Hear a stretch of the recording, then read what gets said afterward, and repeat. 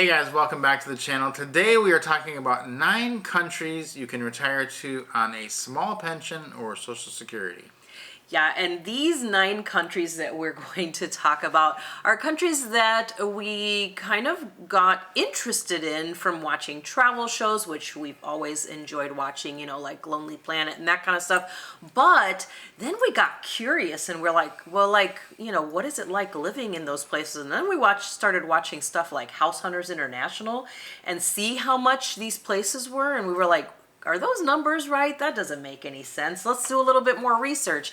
And then it just kind of snowballed from there. We went down the rabbit hole of research as we usually do and just got a lot of information before we tried these out. And eventually we just said we're just going to have to go and see. So we're talking about countries now that you can pretty easily live on for $2,000 a month. And when we say that, there's always a range of things you can do in a country. You can live on $4,000, you can live on $1,000, but this is place that you can pretty comfortably live on $2,000, and then you can add to it or subtract to it from there. So the first country is going to be probably our favorite country, and that's going to be Thailand. And there is so much that you can do in Thailand. We have seen really inexpensive accommodations, and then lately, when we've been going, we've been spending about $1,500 a month on our accommodations, or actually $1,200 a month, and living on $2,500 to $3,000. So you have a whole wide range here, but basically you don't need to spend as much as we have been because there's amazing accommodations for pretty inexpensive. Yeah, I think that's one of the big things for Thailand, especially in the big city like Bangkok. You've got so many options from housing. You could stay in a nice furnished apartment that you get electricity and your Wi-Fi and maybe even access to a pool and a gym possibly for as little as $200-300 a month, and go up to what we're paying, $1,200 to $1,500 or even more depending on if you want, a bigger apartment like 2-3 bedrooms. But you could get a really nice place for just $200 or $300 a month, which seems mind-boggling, and you think to yourself, well, how nice could that possibly be? We're talking about some nice places, so just kind of be open to those possibilities. And then on top of that, the cost of food there is insanely low. It depends again on where you go, so it's a wide range, just like housing. You could get street food for as little as 25 cents, or you can get, order Western food, like get Domino's pizza or something, or Pizza Hut or whatever, or eat at a high-end restaurant for $100. So it just really depends on what you want. And there's all kinds of great food from not just the local food, but there's also Western food and food from other Asian countries, which gives you a wide variety of things, so you don't feel like you're eating the same thing all the time either. Exactly. And what's really pretty awesome is just the price of things if you start to live like a local. We've done a lot of price comparisons over the years and kind of figured out a lot of the stuff ends up being about 10 times cheaper in Thailand than in the United States. So for instance, if you were to pay $50 or $60 for a massage in the United States, it's $5 or $6 in Thailand. If you would pay, $3 to $4 for a boat ride in the United States, like a ferry, it's actually like 30 cents in Thailand. So a lot of these things are going to come in at about a tenth of the price. And then food, the same kind of thing. Depending on what you're getting, you can go down as far as a tenth of the price, and even housing. So it can be pretty cheap. But the really cool thing about it is, even though you're paying that little, you still have access to all these amazing places. It's not just inexpensive stuff there. There's state-of-the-art movies and malls and places to go, shopping experiences, places that we could never imagine even having in the United States. It's so cool when you've paid 30 cents and you're pulling up to one of the nicest malls you've ever seen on a river taxi, and you're just like, whoa, this is like, you kind of feel like you're a high roller, but it's like, I only paid 30 cents for this, so it's pretty cool. Yeah, it's pretty interesting how much is available there. And like you said, there's the full gamut, but just because you're not spending a lot doesn't mean that you're not doing luxurious things. You can still do, like you said, you could still be living on that lower budget and still be doing a massage a week even, because they're only $5 or $6. So that kind of stuff that you kind of need to be thinking about, those things are available in these other countries. The next country is similar, but actually less even than Thailand, which is Yeah. really hard to imagine. Yeah, the next country is Vietnam. And when we were in Thailand, the first time we talked to some of the locals, we were like, well, this is very inexpensive here in Thailand. And we were like, well, we're going to Vietnam next. They're like, oh, it's very cheap there. They were telling us it's very cheap there. The locals, the Thai people, were telling us it's cheap. So they were like, oh, it's very cheap in Vietnam. So you're going to find it extremely cheap. And they were right.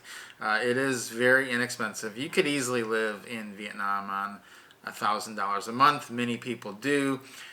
We don't do that just because we're doing some other things, and we'd like to have a nice, really nice apartment and a pool and some of those comforts that we had back home. But it would be super easy to live on $1,000 a month. And the housing, again, in Vietnam is pretty phenomenal. Local transportation, very inexpensive. To get anywhere, to go anywhere, you just call up it's kind of like Uber. Call up, it's a Grab app. You call that up, and anywhere you want to go for $2-3 in the city, and you're there. Yeah, I think that's a big key to also to a lot of these countries is not be in some place where you don't really have to have a car.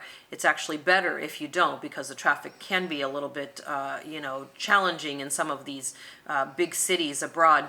It's better to just, rely on taxis and metro, or just being close enough to things that you can walk. And in Vietnam, whether you're, in the north in Hanoi, or if you're down in the south in Ho Chi Minh City, Saigon, you've got a ton of options. Again, just like in Thailand, you have the whole gamut of options for housing, where you could be paying just a few $100s for something really nice to, $1,500 or more, depending on how big or small you want to go. But the accommodations are all going to be pretty nice for the most part.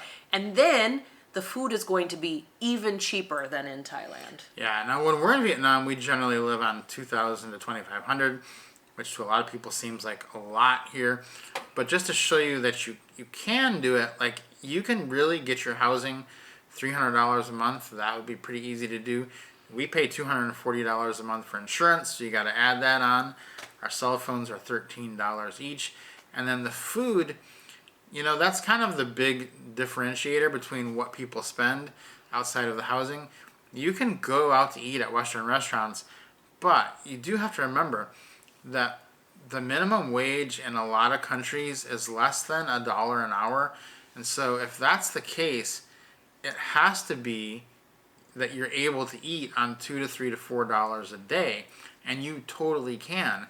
Once you get out of going to McDonald's and Pizza Hut and places like that, and you start eating where the locals eat, you'll find that your food bill is drastically reduced, and that's how you keep it under $1,000 a month. Yeah, and quite honestly, we do it a lot because the food is so good. Yeah. So for the most part, we just kind of lean into eating a lot of local stuff because it's so good. And every once in a while, especially if you're traveling long term like this, you're like, oh, I would really like a burger from McDonald's or a pizza from Pizza Hut.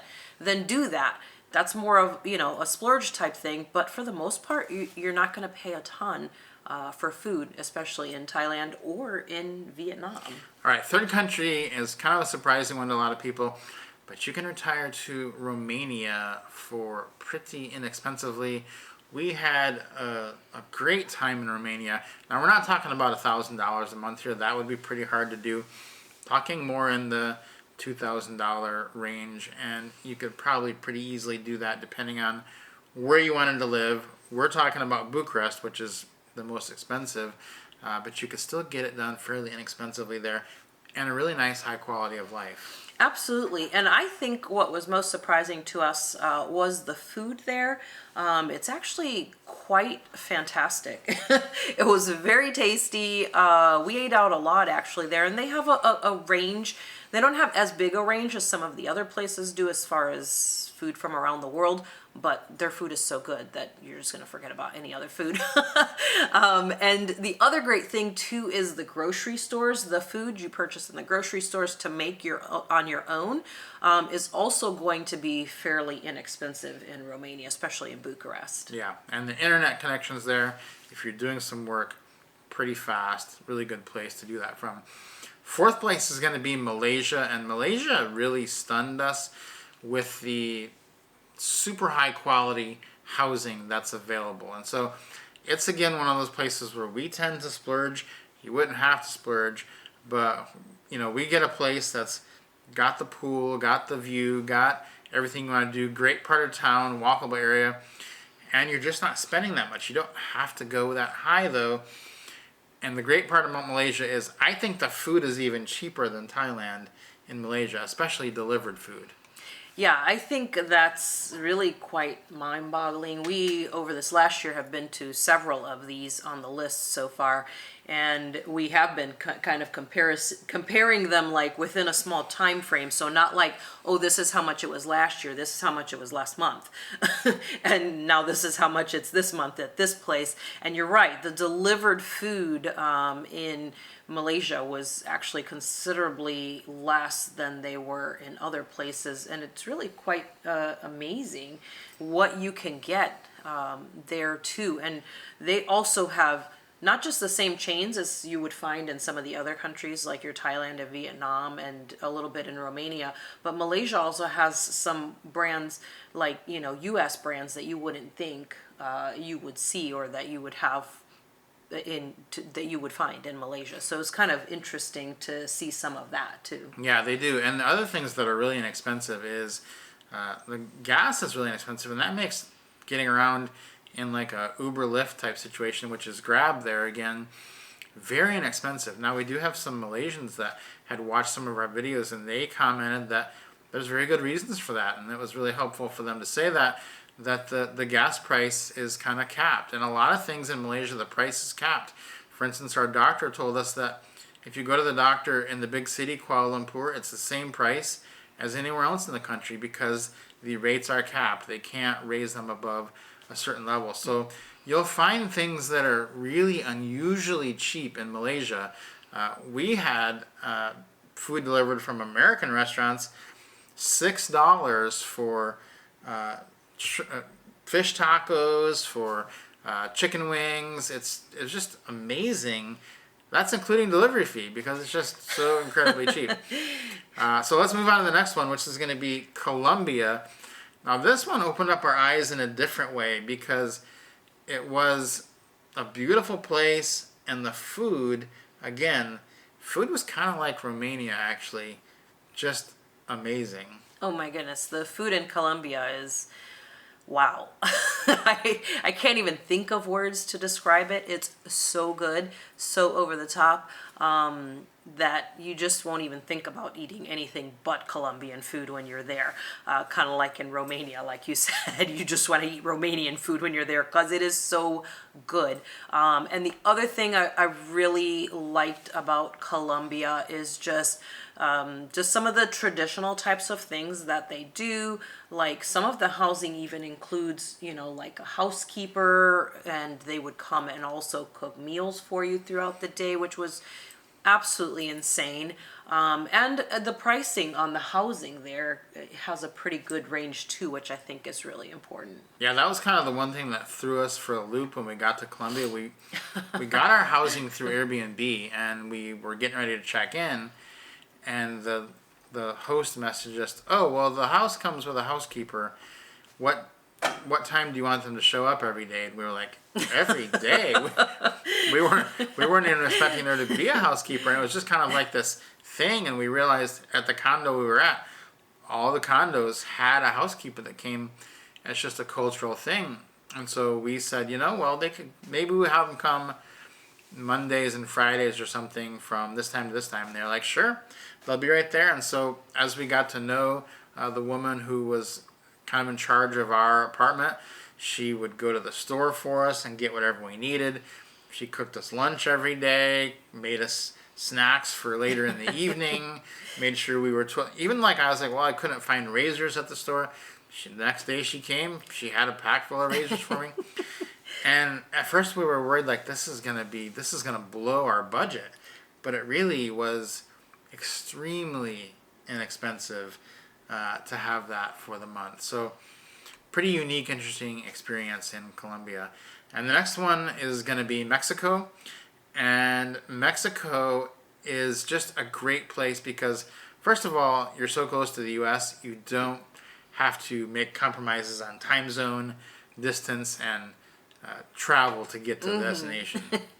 Yeah, I think that one is one that a lot of people do consider, and a lot of people do this one. But I think it's important to look through all the different places that you have as options to go to, because that's depending on your budget. That's what's going to be the key thing here. There are some cities where the price is very high because there are a lot more expats, and so that does kind of change a little bit the pricing. But if you go to places where there are a lot less expats or foreigners staying long term, you're going to have a better opportunity for a more authentic experience, and also the pricing is going to be more reasonable.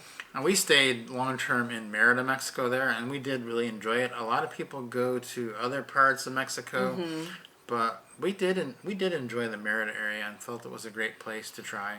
We did, yeah, and that's actually the safest city in the entire country is Merida. So if you want to start somewhere and you're not really sure, that's a really great spot to start. Yeah, that was one that we had seen on House Hunters.